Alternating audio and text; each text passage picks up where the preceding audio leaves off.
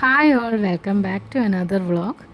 പതിവ് പോലെ ഒരു day in my life video ആണ് കേട്ടോ. വീഡിയോ നിങ്ങൾക്ക് ഇഷ്ടമാവുന്നുണ്ടെങ്കിൽ ഒന്ന് ലൈക്ക് ചെയ്യാനും കമൻറ്റ് ചെയ്യാനും സബ്സ്ക്രൈബ് ചെയ്യാനും മറക്കല്ലേ.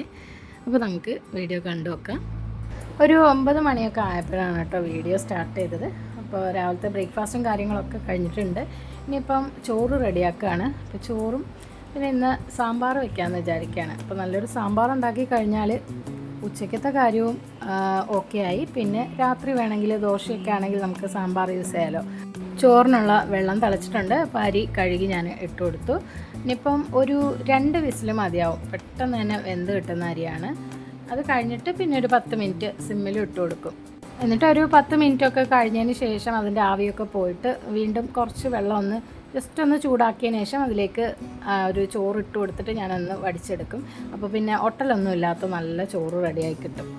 ഇനിയിപ്പോൾ ഇതാ സാമ്പാറിലേക്കുള്ള കഷ്ണങ്ങളൊക്കെ ഒന്ന് കട്ട് ചെയ്തെടുക്കുകയാണ്. അപ്പോൾ ഇന്നിപ്പോൾ ഫ്രിഡ്ജിൽ നോക്കിയപ്പം കുറേ പച്ചക്കറി ഇരിപ്പുണ്ട്. എല്ലാം ഇങ്ങനെ ഒരു ഭാഗം ചീഞ്ഞ് തുടങ്ങിയിട്ടുണ്ട്. അപ്പോൾ അതുകൊണ്ട് തന്നെയാണ് മെയിനായിട്ട് ഇന്ന് സാമ്പാർ റെഡിയാക്കാനുള്ളൊരു ഐഡിയ ഉദിച്ചത്. കാരണം വെച്ചാൽ ഈ ഒരു വെജിറ്റബിൾസൊക്കെ വേസ്റ്റായി പോകും. അപ്പോൾ അതുകൊണ്ട് തന്നെ ഞാൻ പ്രത്യേകിച്ചിട്ട് സാമ്പാറിൻ്റെ അളവൊന്നും നോക്കിയില്ല. കഷ്ണങ്ങൾ മാക്സിമം അങ്ങ് എടുത്തു. ഇനി വെച്ചിരുന്നാൽ ഇത് എന്തായാലും ചീത്തയായി പോകും എന്നുള്ള ഒരു ചിന്ത കൊണ്ട് ഞാൻ എല്ലാ പച്ചക്കറികളും അങ്ങ് എടുത്തിട്ട് കട്ട് ചെയ്തെടുക്കുകയാണ്. അതിനിടയ്ക്ക് 2 സാലഡ് വെള്ളരിയും കൂടെ തോലൊക്കെ കളഞ്ഞ് കട്ട് ചെയ്ത് വെച്ചു. അതങ്ങനെ ടേബിളിൻ്റെ പുറത്തിരുന്നാൽ ആരെങ്കിലുമൊക്കെ വന്നങ്ങനെ കഴിച്ചതങ്ങ് തീർന്നോളും. ചൂടല്ലേ, അപ്പോൾ ചൂടത്ത് ഇത്തരം വെജിറ്റബിൾസൊക്കെ കഴിക്കുമ്പോൾ നമുക്ക് നല്ലോണം വാട്ടർ കണ്ടൻറ്റ് കിട്ടുമല്ലോ. അപ്പോൾ അതുകൊണ്ടാണ് ഇപ്പോൾ അതും കൂടി ഞാനൊന്ന് കട്ട് ചെയ്ത് വെച്ചത്. സാമ്പാർ വയ്ക്കുമ്പം ഞാൻ പരിപ്പ് വളരെ കുറച്ചാണ് കേട്ടോ ഉപയോഗിക്കുന്നത്. പക്ഷേ ആവശ്യത്തിന് കട്ടിയൊക്കെ ഉള്ള നല്ലൊരു സാമ്പാറാണ്. പിന്നെ നമ്മുടെ സാമ്പാർ പൊടി ഉണ്ടല്ലോ, അത് ഏതെങ്കിലും ഒരു പൊടി അതൊരു 4-5 ടേബിൾ സ്പൂണോളം ചേർത്ത് കൊടുക്കും. പിന്നെ നമ്മുടെ മല്ലിപ്പൊടിയും മുളക് പൊടിയും ഒരു 1.5 ടീസ്പൂണോളം ചേർക്കും.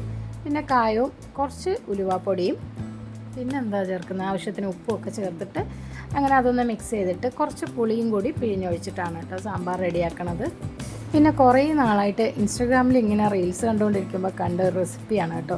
ഈ വെള്ള ചോറിലിങ്ങനെ തക്കാളി വെച്ചിട്ടുള്ളൊരു കറി, അതിങ്ങനെ കുഴച്ച് കഴിക്കുന്നത്. വേറെ കറിയൊന്നും വേണ്ട എന്നൊക്കെയാണ് പറയുന്നത്. അപ്പോൾ അത് കണ്ടപ്പോൾ ഇങ്ങനെ ഒരു കൊതിയായിട്ട് അങ്ങനെ സേവ് ചെയ്തിട്ടതാണ്. അപ്പോൾ ഇന്നിപ്പോൾ ഫ്രിഡ്ജിൽ തക്കാളി ഇരിപ്പുണ്ടായിരുന്നു. അപ്പോൾ എന്തായാലും അതുകൂടി ഒന്ന് റെഡിയാക്കി എടുക്കാമെന്ന് കരുതി. അങ്ങനെ ഞാനിന്ന് വെള്ള ചോറ് തന്നെയാണ് ഉണ്ടാക്കിയത്. ഇതിനെ കുറച്ച് വെളിച്ചെണ്ണ ഒഴിച്ചിട്ട് അതിൽ അല്പം സവാളയും പിന്നെ ഒരു പൂന്ത് വെളുത്തുള്ളിയും ഒന്ന് ഫ്രൈ ചെയ്തെടുക്കുന്നുണ്ട്. അതിലേക്ക് കുറച്ച് കറിവേപ്പില കൂടി ഇട്ടിട്ട് ഒന്ന് മൂപ്പിച്ചെടുക്കുകയാണ്. നമ്മൾ ബിരിയാണിക്കൊക്കെ സവാള ഇങ്ങനെ ഫ്രൈ ചെയ്തെടുക്കൂലേ, ആ ഒരു രീതിക്ക് ഫ്രൈ ആക്കിയാൽ മതി. കൂടുതൽ അങ്ങനെ കരിഞ്ഞു പോകാതെ ചെറിയൊരു ബ്രൗണിഷ് കളറിൽ ഫ്രൈ ചെയ്തെടുക്കാം. അപ്പോൾ ആ ഒരു ഓയിലിൽ തന്നെ നമുക്ക് ആ ഒരു വെളുത്തുള്ളിയും പിന്നെ തക്കാളിയും കൂടെ ഒന്ന് ഫ്രൈ ചെയ്തെടുക്കണം. അപ്പോൾ തക്കാളി ഇങ്ങനെ 2ആയിട്ട് മുറിച്ചിട്ടിട്ടാണ് കേട്ടോ തിരിച്ച് മറിച്ച് വിട്ടിട്ട് കുക്ക് ചെയ്തെടുക്കുന്നത്. ചെറുതായിട്ടൊന്ന് മൂടി വയ്ക്കുകയും ചെയ്യാം. അപ്പോൾ ഞാനിപ്പം പെട്ടെന്ന് ഓർമ്മിക്കാണ്ട് അങ്ങ് കട്ട് ചെയ്ത് പോയി. പിന്നെ അങ്ങനെ വഴറ്റിയെടുത്തതാണ്. അപ്പോൾ അതും നന്നായിട്ടൊന്ന് കുക്ക് ചെയ്ത് വരണം. ആ ഒരു തക്കാളിയും ഒരു ബ്രൗൺ കളറിലായി വരണം.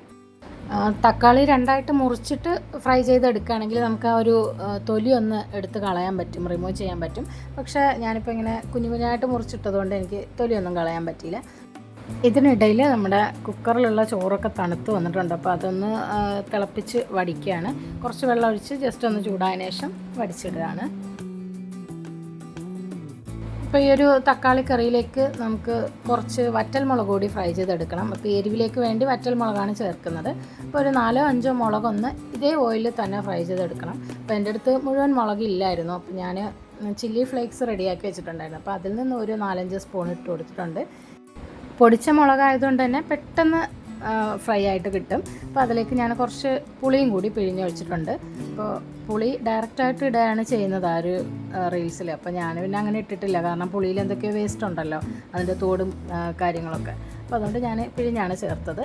എന്നിട്ട് ജസ്റ്റ് ഈ ഫ്രൈ ചെയ്തിട്ട സാധനങ്ങളൊക്കെ ഒന്നുകൂടി ഇട്ടിട്ട് ഓഫ് ചെയ്തെടുത്തു. നല്ല തണുത്തതിന് ശേഷം നമ്മൾ കൈകൊണ്ട് തന്നെ ഇത് പൊടിച്ചെടുക്കണം. മിക്സിയിലിട്ടൊക്കെ പൊടിച്ച് കഴിഞ്ഞാൽ അരഞ്ഞു പോകും. അപ്പോൾ അത് ടേസ്റ്റിന് ഒരു വ്യത്യാസം വരുന്നുണ്ട്. അപ്പോൾ ഞാൻ 2 രീതിയിലും ചെയ്ത് നോക്കി കേട്ടോ. ഇപ്പോൾ പൊടിയാത്തത് കൊണ്ട് ഞാൻ മിക്സിയിലിട്ട് അരച്ചു നോക്കിയിട്ടുണ്ട് ഈ ഒരു കൂട്ട്. അപ്പോൾ ഇത് കൈകൊണ്ട് തന്നെ നിങ്ങൾ പൊടിച്ചെടുക്കണം. നല്ല ടേസ്റ്റാണ് കേട്ടോ. വെള്ള ചോറിൻ്റെ മുകളിൽ ഈ ഒരു സംഭവം വെച്ച് കഴിക്കാനായിട്ട് പിന്നെ വേറെ കറിയൊന്നും വേണ്ടെന്ന് പറയുന്ന സത്യം തന്നെയാണ്. അപ്പോൾ ഞങ്ങൾ പിന്നെ സാമ്പാർ വെച്ചതുകൊണ്ട് അത് കഴിച്ചെന്നേ ഉള്ളൂ. അതിനോടൊപ്പം ഒരു തോരനും കൂടി റെഡിയാക്കിയിട്ടുണ്ടായിരുന്നു. അപ്പോൾ അങ്ങനെ നമ്മൾ ലഞ്ച് കഴിക്കുകയാണ്. അതിലേക്ക് കുറച്ച് അരിഞ്ഞ മല്ലിയിലയും ആവശ്യത്തിന് ഉപ്പും കൂടി ചേർത്ത് കൊടുക്കണേ. അപ്പോൾ അത് ഞാൻ വീഡിയോയിൽ കാണിക്കുന്നുണ്ട്, പറയാൻ വിട്ടുപോയതാണ്.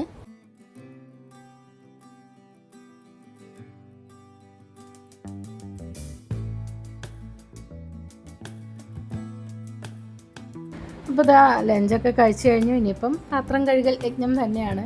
അപ്പോൾ ഇത് വേഗം പാത്രങ്ങളൊക്കെ കഴുകിയെടുക്കുകയാണ്. കാരണം നമ്മൾ വൈകുന്നേരം വാഴ 2 മൂവി കാണാൻ വേണ്ടിയിട്ട് പ്ലാൻ ചെയ്തു. അപ്പോൾ പെട്ടെന്നുള്ള പ്ലാനിങ് ആയിരുന്നു. ഫുഡ് കഴിച്ചുകൊണ്ടിരുന്നപ്പോൾ അങ്ങനെ തോന്നിയതാണ്. അപ്പോൾ വാഴ 2 മൂവിക്ക് ട്രിവാൻഡ്രം സിറ്റിക്കകത്തുള്ള തിയേറ്ററിലൊന്നും ടിക്കറ്റ് നമുക്ക് കിട്ടിയില്ല, എല്ലാം ഫില്ലായിരുന്നു. പ്രത്യേകിച്ച് അന്നൊരു സൺഡേയും കൂടെയാണ്, അതുകൊണ്ട്. അപ്പോൾ പിന്നെ നമ്മൾ കാട്ടാക്കടയുള്ള തിയേറ്ററിലാണ് കേട്ടോ ബുക്ക് ചെയ്തത്.